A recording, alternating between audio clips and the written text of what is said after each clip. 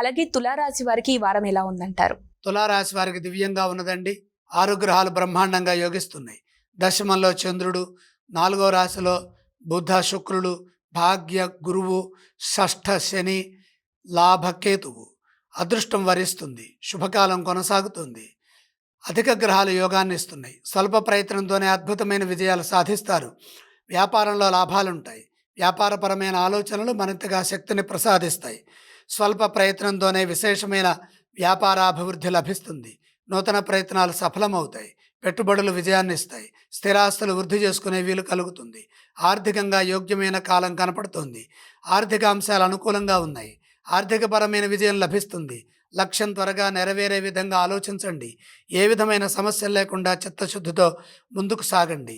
అనుకూల ఫలితాలు సిద్ధిస్తాయి. గౌరవప్రదమైన జీవనం కొనసాగుతుంది. సమాజంలో మీ కృషికి తగిన ప్రతిఫలం లభిస్తుంది. కీర్తి ప్రతిష్టలు పెరుగుతాయి. ఉద్యోగంలో ఆత్మవిశ్వాసంతో పనిచేస్తే సత్ఫలితాలు వెంటనే సిద్ధిస్తాయి.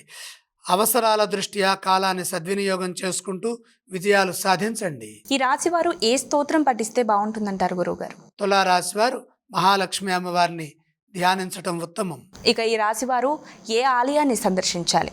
లక్ష్మీ దర్శనం మేలు చేస్తుంది. ఈ వారం ఏవేవి దానం చేస్తే బాగుంటుందంటారు? 6 గ్రహాలు యోగిస్తున్నాయి కాబట్టి దానాలు అవసరం లేదు.